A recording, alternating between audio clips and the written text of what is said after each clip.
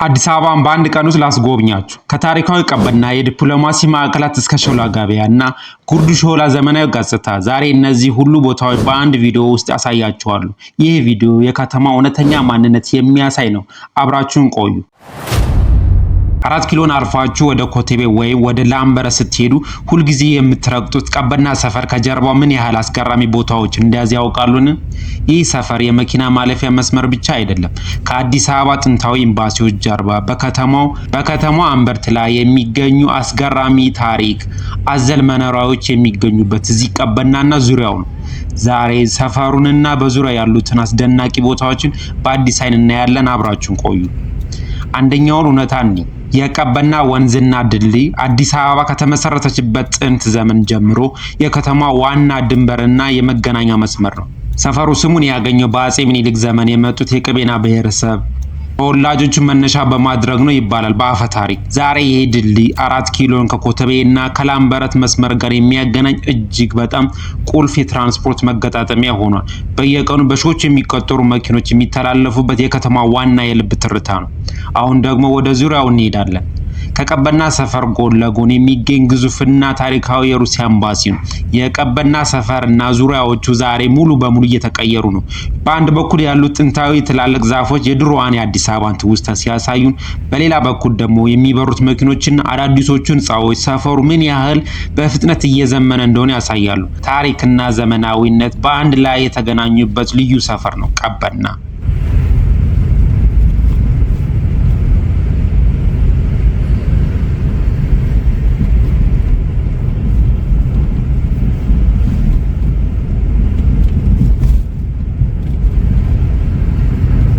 የሩሲያ ኤምባሲ በአዲስ አበባ በተለይ በቀበና ሰፈር አጠገብ የሚገኝ ግዙፍ ግቢ ነው። በኢትዮጵያ ውስጥ ካሉት የውጭ ሀገር ኤምባሲዎች ሁሉ እጅግ ጥንታዊ፣ ታሪካዊና ስልታዊ ስፍራ ካላቸው ውስጥ አንዱ ነው።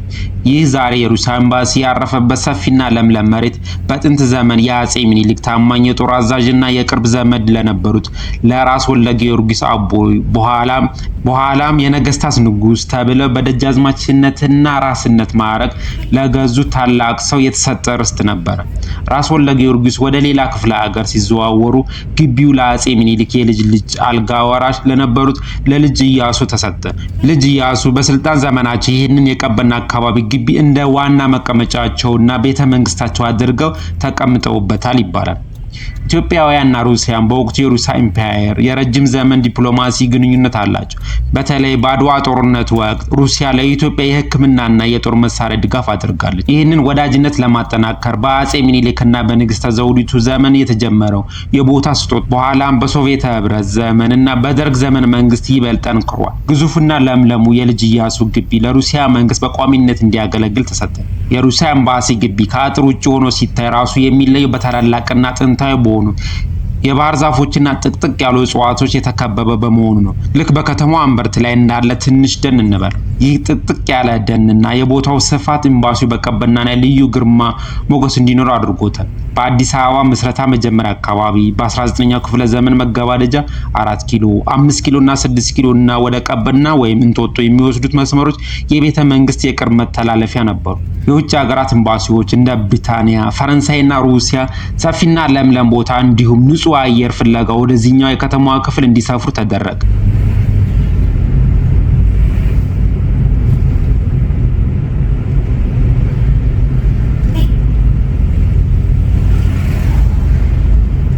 በአዲስ አበባ ታሪካዊና ዲፕሎማሲያዊ አካባቢዎች የብሪታንያ፣ የቤልጂየም እና የኬንያ ኤምባሲዎች የሚገኙት እዚህ አካባቢ ነው።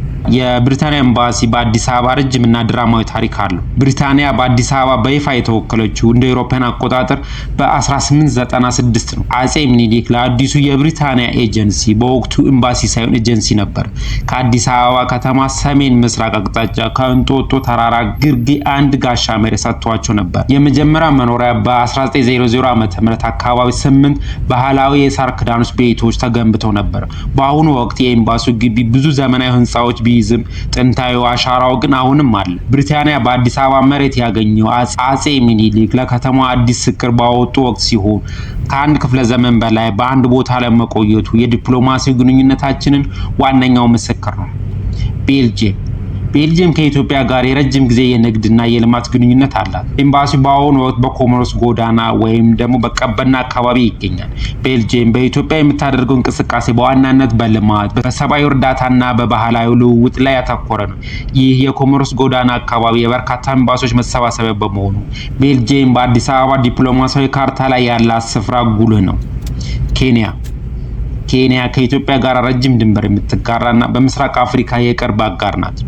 ኬንያ ኤምባሲ እንደ ቤልጅየም ሁሉ በኮሞሮስ ጎዳና ላይ ይገኛል።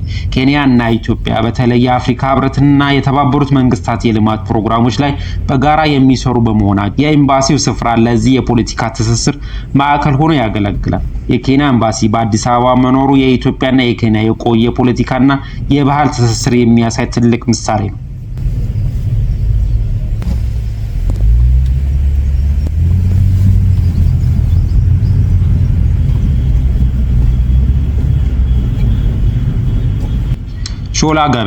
ሾላ ገበያ በአዲስ አበባ ውስጥ በጣም ታዋቂና ሕያው ከሆኑ የንግድ ማዕከላት አንዱ ነው። የሾላ ገበያ መለያ ባህሪያት የምግብና የግብርና ምርቶች ማዕከል።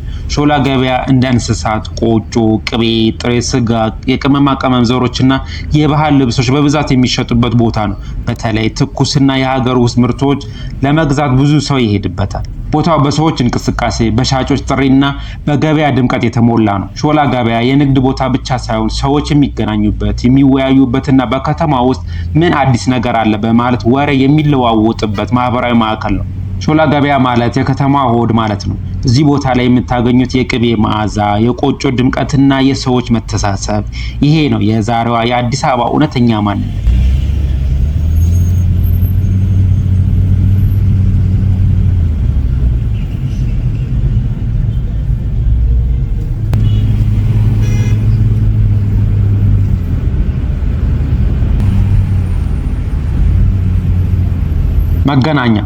መገናኛ በአዲስ አበባ ውስጥ በጣም የሚታወቅና ወሳኝ ከሆኑ የከተማ የትራንስፖርትና የንግድ ማዕከላት አንዱ ነው። መገናኛ ስሙ እንደሚያመለክተው አዲስ አበባ ከአራት አቅጣጫ የሚያገናኝ ዋና የትራንስፖርት መተላለፊያ ነው። ወደ ቦሌ፣ ወደ ኮተቤ፣ ወደ ሾላ ቀበናና ወደ መሃል ከተማ የሚሄዱ ታክሲዎችና ሚኒባሶች ሁሉ መገናኛ ይሻገራሉ። አካባቢ ከፍተኛ የንግድ እንቅስቃሴ የሚታይበት፣ ትላልቅ ህንፃዎች፣ ባንኮችና የንግድ ድርጅቶች የተሰበሰቡበት ስፍራ ነው።